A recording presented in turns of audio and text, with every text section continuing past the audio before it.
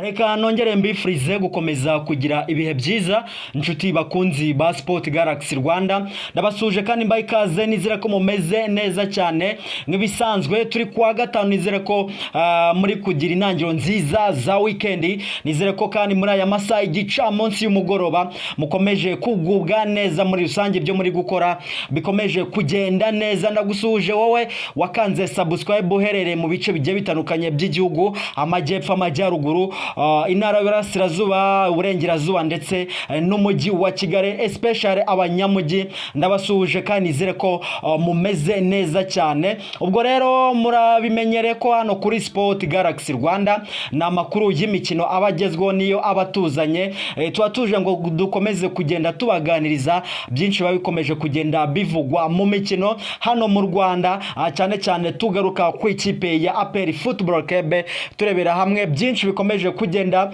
bivugwa muri iyi kipe tugiye kuganiramo ingingo zigiye zitandukanye ngira ngo muze kudufasha rwose tuze kugenda tuzibanamo neza gatanu kuri gatanu tuva ku ngingo imwe twerekeza ku yindi mpaka zose uko nazibateguriye tuzishoje kugira ngo murusheho kugenda musobanukirwa birumvikana rero izo ngingo nta kindi ziraza kuba zibanda ku mukino ku munsi w'ejo ikipe ya APR Football Club ifitanye n'ikipe ya Azam Football Club all the way from TZ Tanzania kwa mama Samia Suluhu Hassan kabisa n'umukino uraza kuba ukomeye uteganijwe ku munsi w'ejo ku isaha y'isa 12 muri stade Amahoro amatara yaka ukagira ngo ni kumanwa kandi biraza kuba ari ijoro hanyuma rero izo ngingo zigiye zitandukanye zirebana n'ikipe ya APR Football Club ngira ngo muze kumenya tugiye kurebera hamwe muri rusange imyiteguro kugeza ubu ngubu muri aka kanya ubutuvugana na yahe makuru ya ndani ziri kuva muri APR kugeza ubu ngubu ni zihe ziri kugenda nyine zivugwa na akanunu ku mukino ku munsi w'ejo cyane ko ikipe ya APR Football Club n'uyu munsi yakoze imyitozo yabo ya nyuma y'imyitozo ibiri bakore hariya kuri stade Amahoro imwe yabereye hanze kuri tapi vert iri hanze ya stade Amahoro indi iba ku munsi w'ejo kuwa kane muri stade mw'imbere n'abafana mwari mwemerera rwose gukurikira imyitozo hanyuma rero ubwo uyu munsi nyuma y'imyitozo yabaye uyu munsi hari byinshi byavuzwe byanagwaniriyeho nibyo nje ngo tuganireho muri rusange mu bimenye ikindi turaza gusoreza ku ngingo ikomeye cyane n'abakinnyi bakomeje kugenda biba ibibazo cyane kuri ikipe ya APR Football Club abandi bakinnyi batazagaragara ku mukino wo ku munsi w'ejo bakomeye cyane nabo bamaze kumenyekana n'ibibazo cyane kuri iyi kipe ya APR Football Club ese biraza kugena gute ubwo nibiragenda bikomeza kwica imibare y'umutoza y'uburyo azapangamo umukino muri rusange 11 kazabahagarika mu kibuga byose tugiye kubireba hamwe tumenye nabo bakinnyi ni bande batazaba bahari bamwe uburwayi abandi bisa nkaho bona equipe umwana wabo utari kugena neza n'abandi rwose basa nkaho kugira ikibazo cy'imvune turaza kugenda tubigarukaho muri rusange nongere mbaye ikaze one more time nizere ko turi kumwe neza gatanu kuri gatanu muri comment nimba turi kumwe andika ngo APR wikomereze APR tupandani wundi wikomereze kubera ko niyo siroga yo muri iki cyumweru y'abafana b'ikipe ya APR Football Club APR tupandani cyangwa se Wrath of Lions cyangwa se umujinya w'umurandura nzuzi w'intare icyo uri bushaka aricyo wandika muri comment wangu nyereke kufite big energy ufite vibe kandi witeguye ku munsi w'ejo kuza gushigikira ikipe yawe ikipe ya APR kugira ngo iza nabyo bizayifashe kureba uburyo yasezerera ikipe ya Azam ibifashijwemo n'umurindi wanyu nk'abafana so ubwo rero mbahaye ikaze dutangire muri rusange turanze turebera hamwe amakuru akomeje kugenda avugwa muri ekipe ya APR turasoreza kuri abo bakinnyi batazagaragara ku munsi w'ejo kandi n'abakinnyi ubona ko bamaze iminsi babanzamo mu bakinnyi umutoza Darikonovic yamaze gufatisha abo bakinnyi nabo bari barimo rero mbere ko tubasimbukiraho rero ikipe ya APR Football Club isoje imyitozo yakoreraga hariya Ishyorongi mu misozi kuri stade Kirenga. Ni imyitozo ikurikiye iyo yaraye ikozwe, navuga ko ari yo myitozo mikuru yari iteganyijwe muri iki cyumweru. Imyitozo yahawe mikaze abakunzi ba APR Football Club, ndetse abenshi mwagiye mureba uburyo abakinnyi bameze muri rusange. Umutoza mwagiye amahirwe yo kongera kubona amaso ku maso kwako, twegeye ikibuga. Ngira ngo nimba wari urimo witabiriye imyitozo wabonye ko mwahawe umwanya bakagenda babemerera no kwegera ikibuga, mukagenda mureba abakinnyi banyu vis-a-vis cyangwa se face to face. Nabyo ni ibintu byiza cyane, bituma ekipe cyangwa se bituma umufana akomeza kugenda yiyumvamo ekipe muri rusange uko yayiyumvagamo, bikarushaho bigafata indi ntera. Ubwo rero mwabonye abakinnyi banyu amaso ku maso, ngira ngo bwari ubunani cyangwa se ubusabane, kugira ngo bibe na attraction nziza y'uko mugomba kwitabira umukino wo ku munsi w'ejo. Ubwo rero imyitozo ntabwo yari irangiye ku munsi w'ejo, ahubwo n'uyu munsi bakoze ya nyuma hariya Ishyorongi.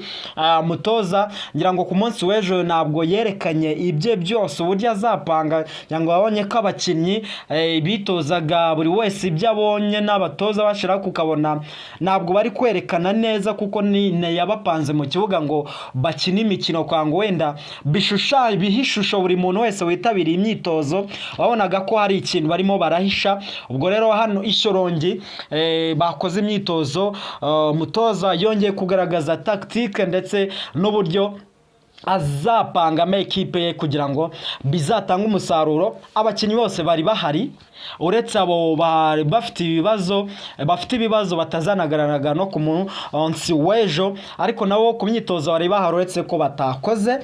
Onaga ko bicariye kuri bench ku dutebe bakurikirana nabo imyitozo iko irimo iragenda. So amakuru rero mvana mu bakunzi b'ikipe ya APR Football Club ba hafi bayegereye cyane umuvugizi w'iyi ekipe aravuga ko imyitozo yagenze neza kandi umwuka ari mwiza muri ekipe. Abahari barahari kandi biteguye gukora ibishoboka byose. Ubwo n'abadahari nabo nta kundi nuko byagenze nyine, ariko APR ikintu cya mbere bashize imbere nuko ku munsi w'ejo bagomba gucana fire, bagomba gucana umuriro utazima ku ikipe ya Azamu, kuva umukino utangiye kugeza umusifuzi ahushye mu ifirimbi minota 90 irangiye y'umukino.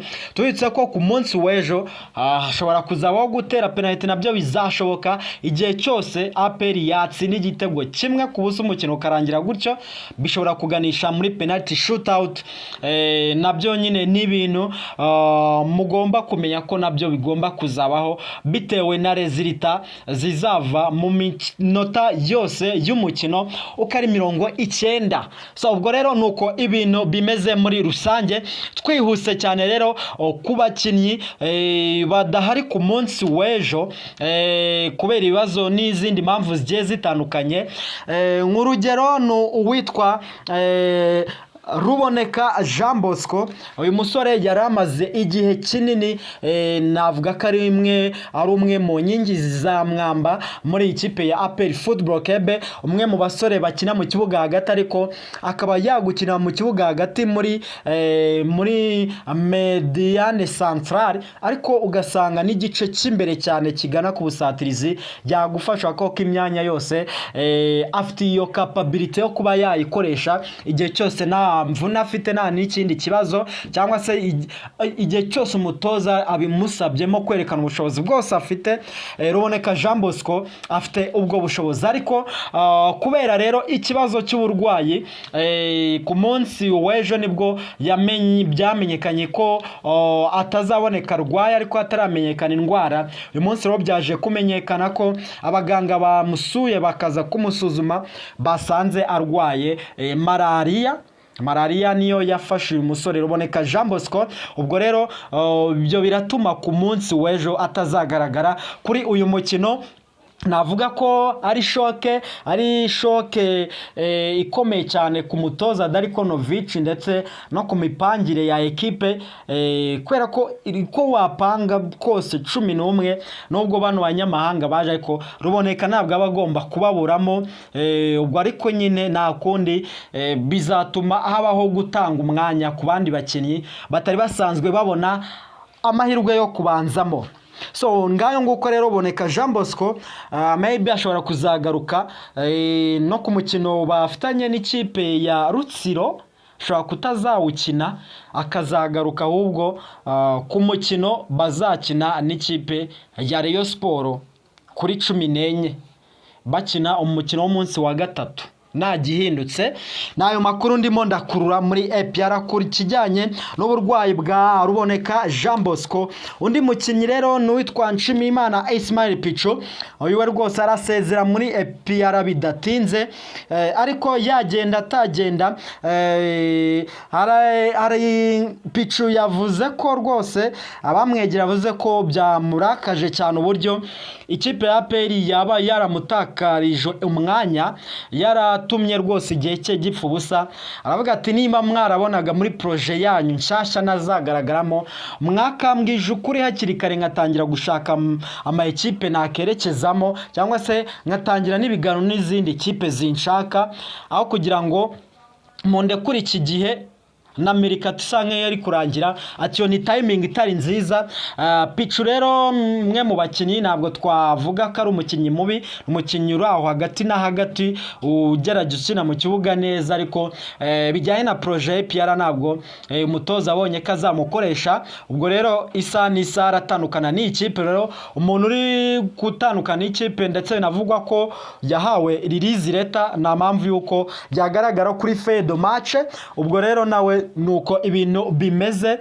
Nabonye ama ekipe nka Messager Dongozi yiwabo mu Burundi amwifuza, ariko nanone bidakwiye ko no mu gihugu cya Uganda ama ekipe arimo nka Kitara Football Club ndetse na za Uganda Revenue Authorities zifuza uyu musore Nshimiyimana Ismail Pichu ngabe yabafasha muri byinshi bigiye bitandukanye. Ubwo abandi bakinnyi bo ntabwo ari ibibazo bitandukanye by'uburwayi bizatuma batagaragara, ahubwo nko ku musore Chidie Bernobodo arakibazwaho uburyo yaje ari umukinnyi witezweho kuzatanga byinshi muri APR, ariko kugeza ubu ngubu bikaba bitarakunda. Ndetse navuga ko nta mukino n'umwe uyu musore arakina. Nimba ari uwo yakinnye mu nyibutse muri comment mumbwire uti uyu mukino Chidie Bernobodo uyu munya Nigeria yarawukinnye. Muti rero meze bite? Abantu benshi batangiye kwibaza kuri uyu musore, bivugwa ko yazanwe na n'uyu mu agent ushinzwe nyine usanzwe n'undi ariwe umu agent waba Anerija, abasore nk'aba Peter Gabrevor, bano banya Nigeria benshi nyine bazanwa n'uyu Emifaya. Ubwo rero baribaza ati se noneho kuki waba nimba ari we wamuzanye ko tukuzeho kuzana abakinnyi beza. Chidie Bernobodo bimeze bite? Ubwo rero umusore yari kapiteni wa Enugu Rangers kandi ubona ko akina abanzamo, ariko bisa nkaho kapiteni wa Enugu Rangers atari we waje muri APR Football Club. Abantu bavuga ko rwose ngira ngo no ku munsi weje abarebye imyitozo bavuze ko akiri hasi, ari rwose yaba ari no hasi kurusha Apamu. So ubwo rero ntugutegereza tukareba nyine uko bizagenda, ariko nyine umutoza abagomba kudesida agafata ibyemezo ababona batazagenana nawe kuri level yifuza n'uburyo ashaka kubaka ama ekipe, ashobora kubahindura akaba yavuga ati next year uyu tumurekure munzanire uyu nguyu. Ariko igihe nawe ibyo azabivuga, igihe nawe azaba yabonye ko azagumana na ekipe by'igihe kirekire, kubera ko biravugwa ko aramutse nawe asezerewe n'ikipe ya Zamu rugikubita amahirwe yo gukomeza nk'umutoza mukuru wa APR yaba ari kugenda ayoyoka muri rusange, cyane ko uburyo amasezerano APR yagiranye n'uyu mutoza Darikonovic byoroshye cyane ko bahita batandukana nawe nta kintu kinini basabye gihambaye, kandi na nyuma yaho nituzabona ibirego bye muri CAF cyangwa se na za FIFA arega APR. Batandukana ku masezerano ku mpande zombi bemeranyije kuri mutual agreement nkuko yabisinye Darikonovic. Umva ko nawe afite rero inzira y'umusaraba. Ubwo rero APAM nawe arashidikanywa ashobora kuzaba yibereye mu bafana ibintu ngibyo, ariko bakwitonda Rebaka ba Muzungu ni bamwe mu bakinnyi rwose bazagaragara kuri Fade match. Abakinnyi aba Nibizi Ramadan they are very available. Nuko ibintu bimeze kabisa muri APR. So ubwo rero nibyo twaba tugarutse kuri izo ngingo, nizo nari nabategura ngira ngo tuzirambureho cyane. So andi makuru wenda yavuye mu myitozo witwa APAM ngasa nka arimo aragenda azamura urwego, byanatumye ngo umutoza avuga ati rwose APAM nshobora kumugira umukinnyi mwiza igihe cyose nzagira mwanya uhagije tukaba tukiri kumwe. APAM numwe mu bakinnyi beza nkurikije uko maze iminsi ngenda mubona, ati wenda bishobora kuba umukinnyi ko yasubira hasi, ariko APAM numwe mu bakinnyi beza. Ati rero reka tumanze mume igihe ndi kumwe nawe, ndabizi ko azavamo umukinnyi mwiza nkuko mwamuguze mumwizeye, ariko yahagera nibikunde. Darikonovic yavuze ati rero APAM ni umukinnyi w'igitangaza, atahubwo ni kwa kundi umukinnyi bigira periode kaba mbi nigende neza, atanaho ubundi ni umukinnyi isaha n'isaha nshobora ngiye kwifashisha kandi agakina ibintu bikabatungura mwese muri rusange. Darikonovic rero ku munsi w'ejo afite urugamba rutoroshye n'ikipe ya Azam. Ngira ngo ibyo byinshi bigiye bitandukanye ni byagaragaye ku myitozo yo kuri uyu wa gatanu bakoreye ari Ishorongi nk'ibisanzwe, niho bagarutse. Bazavayo ku munsi w'ejo berekeza kuri Stade Amahoro mu rugamba rutoroshye cyane. Ejo APR iratsinda cyangwa iragarikwa? Mutubwire muri comment uko mubyumva. Ubwo murabizi ko hano kuri Sport Galaxy Rwanda mba ndi imbere cyane ku makuru ya APR, ngiye gukomeza ewana nohoze nerete nshakisha ibishoboka byose. Murabizi ko amaze iminsi mu itangazamakuru abanyamakuru bavuga 11 babo ku giti cyabo, ariko ngiye ku munsi w'ejo mu gitondo cya kare ndabamenamo 11 bidasubirwa umutoza araza kuba yifashisha ku munsi w'ejo. Ngiye gurara mbishakisha ku buryo biraza kuba byakemutse muri rusange. Nimuzacikwe na video yo ku munsi w'ejo. Makuru ya APR na hano uzajya uyasanga kandi meza yizewe acukumbuye hatari kuri Sport Galaxy Rwanda. Niba ukunda APR wa byindana ariko bitari bimwe by'uburyarya byateye by'iki gihe, kanda subscribe uraba udushigikiye kugira ngo dukomeze kugenda twaguka muri rusange. Ubwo rero mukomeze kugira ibihe byiza. We love you so much.